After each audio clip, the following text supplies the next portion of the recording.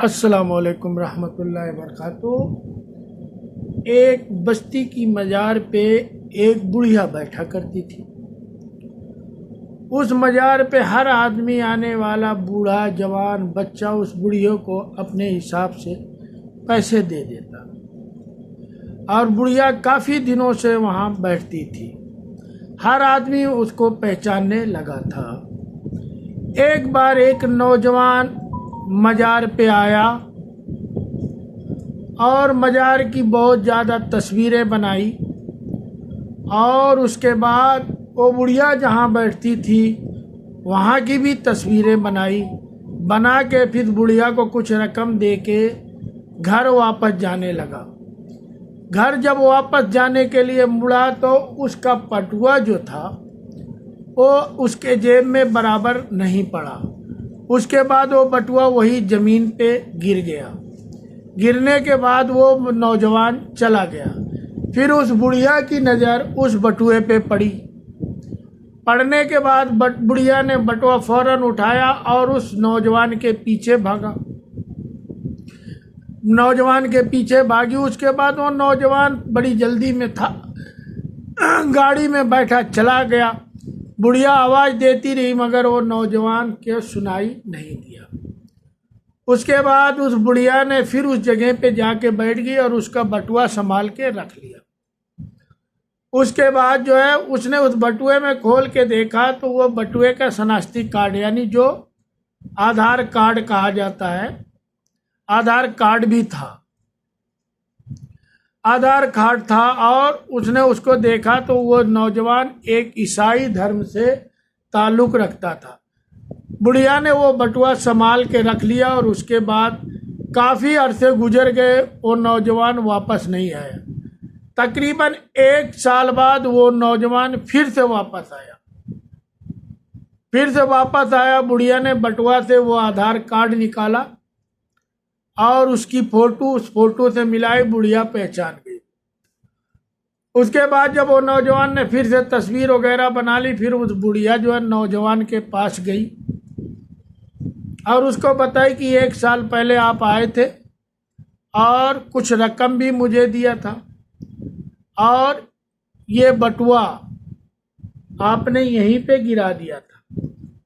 आप ये बटुआ अपना ले ले और जो है अपनी रकम को गिनती कर ले। वो नौजवान ने बटुआ हाथ में लिया और रकम को गिनती किया तो 1 साल पहले जितनी रकम थी वो उतनी ही पड़ी हुई थी। वो नौजवान बड़ा हैरान हुआ, बड़ा परेशान हुआ कि इस बुढ़िया की ईमानदारी, ये बुढ़िया अमानत में खयानत नहीं की।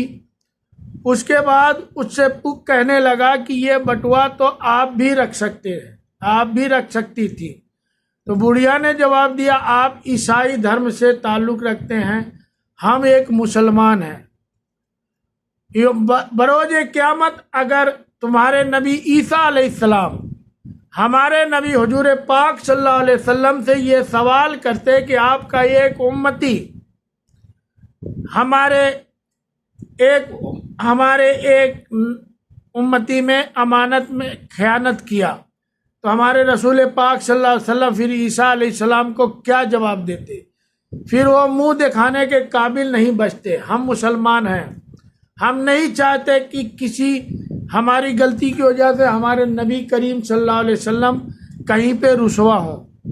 तो मेरे दोस्तों, उसके बाद वो नौजवान ने उस बटुए का सारा सामान यानी सारा पैसा दे के वहाँ से चला गया। बोला इस पे आपका ही हक है, आप बहुत ईमानदार हो, बरोज़े क़यामत आपसे कोई पकड़ नहीं होगी, आप ये पैसे रख ले। बुढ़िया ने वो पैसे अपने हाथ में पकड़ के अल्लाह के लिए दुआ किया और जो है बहुत खुश हुई।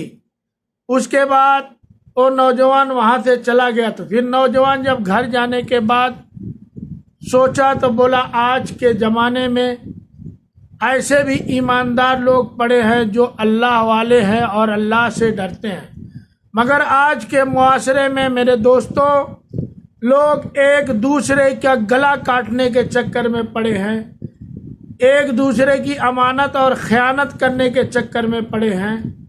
तो नौजवान ने कहा कि आज भी दुनिया में ऐसे ईमानदार लोग पड़े हैं और जो है ईमानदारी दिखाते हैं और अल्लाह से डरते हैं। तो मेरे दोस्तों, मेरे भाइयों, महताब आलम की इस वीडियो को अगर अच्छी लगी हो तो इसको लाइक और सब्सक्राइब करें, शेयर करें। आपको शेयर करने में 1 सेकंड भी नहीं लगेगा। अगर हमारी बातों से कोई एक आदमी अमल कर लिया और अमानत में खयानत करने से बच गया तो बरोज़े क़यामत अल्लाह आपको इसका अजर देगा। महताब आलम की नई नई वीडियो देखने के लिए हमें लाइक और सब्सक्राइब करें और इस तरह की वीडियो सुनते रहें ताकि हर आदमी के पास ये बात पहुंचती रहे। अल्लाह हाफिज़। अल्लाह हम सबको नेक रास्ते और ईमानदारी के रास्ते पे चलने की तौफीक अता फरमाए। आमीन सुम्मा आमीन।